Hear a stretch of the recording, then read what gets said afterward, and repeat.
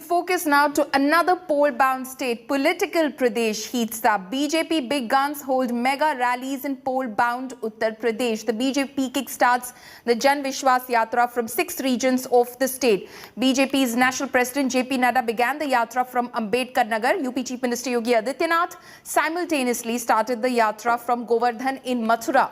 Rajnath Singh, Smriti Irani, Shivraj Singh were among others who held rallies at various locations. 6 Jan Vishwas Yatras from 6 different locations are underway in the state, namely Bijnor, Mathura, Jhansi, Ghazipur, Ambedkar Nagar and Balia. Congress too is in election mode. In a bid to woo women voters in the state, Congress General Secretary Priyanka Gandhi Vadra is holding a women town hall in the party's bastion, Raebareli.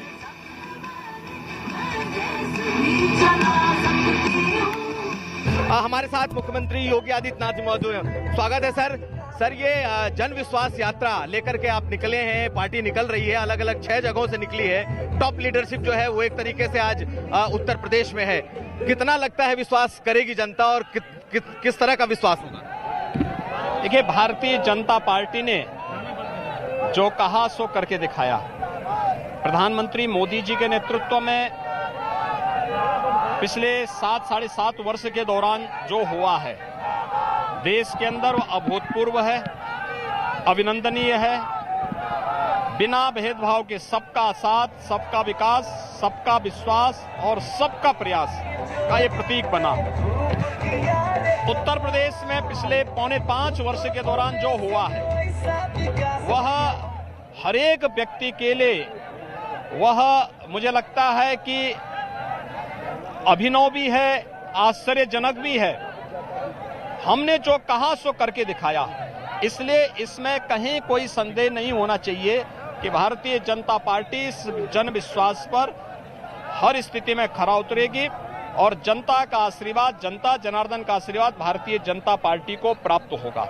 मुख्यमंत्री जी, आप मथुरा से आप इसकी शुरुआत कर रहे हैं। क्या काशी और अयोध्या के बाद लगता है कि मथुरा भी पार्टी के एजेंडे में है? और बड़ी चर्चा इस बात की है कि मुख्यमंत्री योगी आदित्यनाथ मथुरा से चुनाव भी लड़ेंगे। देखिए, चुनाव लड़ने का मेरा यहां से कोई कार्यक्रम नहीं है। पार्टी जहां से मुझे कहेगी वहां से लड़ेंगे, लेकिन मथुरा मेरा पावन धाम है और अपने पावन धाम से यह सौभाग्य हमें प्राप्त हो।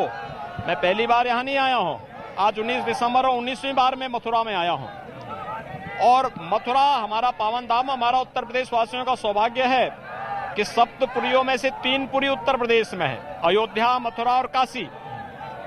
तो उसमें मथुरा है। इन सभी पुरियों में दर्शन करने और जनता जनार्दन की कृपा, उनका आशीर्वाद से, प्रधानमंत्री मोदी जी की अनुकंपा से जनता के लिए और इन तीर्थों के विकास करने का कुछ सौभाग्य प्राप्त हुआ है। इससे ज्यादा आनंद का अवसर और क्या हो सकता है? मंत्री जी, कल प्रधानमंत्री ने आपको उपयोगी कहा। योगी उत्तर प्रदेश को जोड़ करके उपयोगी, कुछ लोग अनुपयोगी शब्द का भी इस्तेमाल कर रहे हैं, इसको कैसे देख रहे हैं? देखिए, योगी तो उपयोगी ही होता है। योगी को प्रधानमंत्री मोदी जी ने और भारतीय जनता पार्टी ने प्रदेश के लिए उपयोगी बनाया, लेकिन माफिया, अपराधी, आतंकवादियों और पेशेवर तस्करों और भ्रष्टाचारियों के लिए उपयोगी रहे दल के लिए मैं अनुपयोगी जरूर हूं, क्योंकि जब किसी माफिया की अवैध कमाई पर बुलडोजर चलता है तो कैसे स्वीकार करेगा? पेशेवर अपराधियों के खिलाफ जब सरकार की कार्रवाई चलती है, दंगाइयों के खिलाफ कार्रवाई होती है, इसको कैसे वे लोग स्वीकार कर पाएंगे? तो स्वाभाविक रूप से प्रदेश सरकार की लड़ाई मजबूती से आगे बढ़ रही है। लोक कल्याण का कार्य हो, चाहे वह इंफ्रास्ट्रक्चर डेवलपमेंट के कार्य हो, सरकार ने पूरी मजबूती के साथ इसे आगे बढ़ाया है।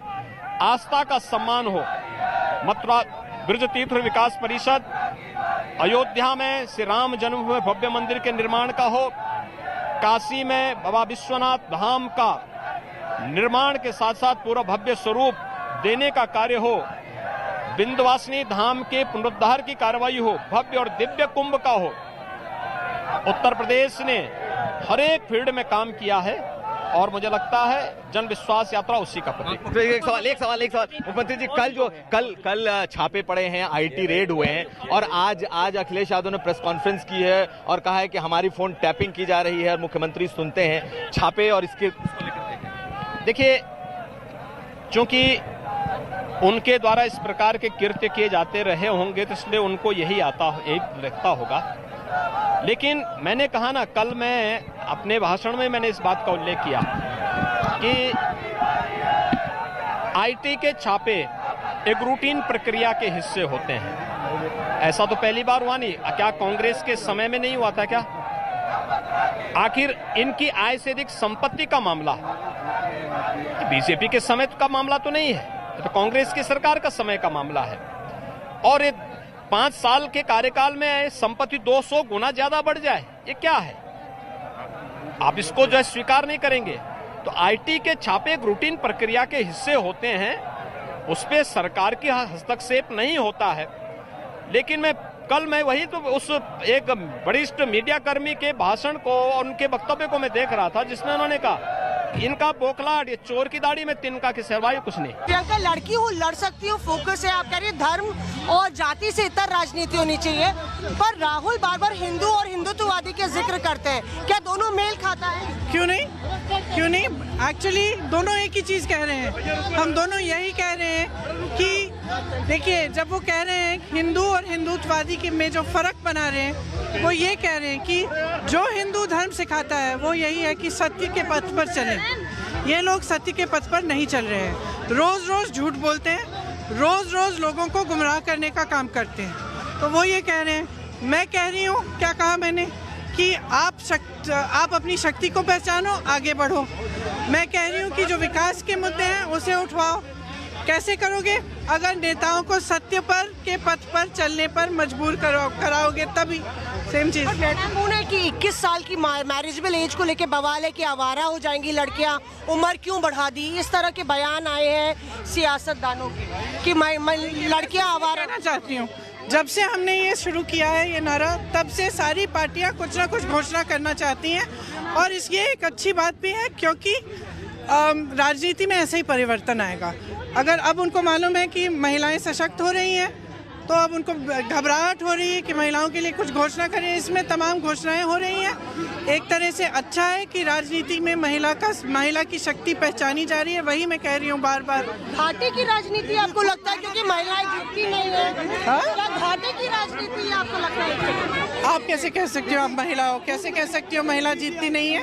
तुम संघर्ष नहीं करती हो क्या मौसमी? नहीं, मतलब मैं अपनी बात नहीं कर रही हूँ। मैं जनरली पार्टियां ऐसा नहीं करती हैं। संघर्ष करके आई हो ना? नहीं, सुनो ना, संघर्ष करके आई हो ना? ठीक है, किया है संघर्ष, हर स्टेप पे किया होगा तुमने संघर्ष। उसी तरह जो राजनीति में महिला आएगी, हर स्टेप पे करेगी। एक बार हारेगी, दूसरी बार जीतेगी, कोई बात नहीं। करने दो, आपको करने दो मौक। इस देश की महिलाओं को जो मौक करेगा ना, वो खुद हारेगा। My colleague Shreya Chatterjee is now joining me live from Mathura. Shreya, it appears that UP is in full poll mode already. All political parties that have in fact descended on the ground over there. The BJP, of course, you were following their campaign today. The BJP leaving no stone unturned in order to retain their bastion of UP, given that they are facing a challenge from many fronts in UP. Well, absolutely so, Paulimi. You know, it may be winters, but the temperature here in Uttar Pradesh is simmering hot because of the back-to-back rallies that we are seeing by all the different political parties, including the BJP, the Congress, the Samajwadi Party. And I'm in Mathura over here right now, where the Chief Minister himself addressed a rally. And if we could sum it up, what he exactly tried to mean, because this is the Jan Vishwas Yatra that the BJP started from today, and the message he sent out was that the construction work of temples will continue, and on the other hand, there will be a complete curb on any kind of mafia work. This is important message, especially at the backdrop of what Mathura saw during the Babri demolition day. There was tension in Mathura, so the fact that the Chief Minister chose to give and sound the poll bugle from Mathura, it's very important to look at that backdrop, and he gave a clear message that Dham construction works will continue. Even if there was no clear message, there were innuendos that were made. Clearly, that's what they want to establish through the Jan Vishwas Yatra so far as the BJP is concerned. And the BJP, of course, there, the Chief Minister there speaking exclusively to India Today Aaj Tak, saying that as far as the IT raids are concerned on those who are considered close to be aides of Samajwadi Party Chief Akhilesh Yadav, it's all part of procedure. There is nothing political, quote unquote, in those raids. Well, absolutely, and that's exactly the message he also gave from the stage. He spoke exclusively to our colleague Kumar Abhishek, where he said that statement, and also from the stage he very categorically said that anyone who's part of the mafias, gundas, these are the terms that he used from the stage, said that there will be a complete crackdown on those people, directly hitting out on the IT raid somewhere down the line that has been happening. And there is a very clear message that the Chief Minister tried to give out, especially to the public of Uttar Pradesh.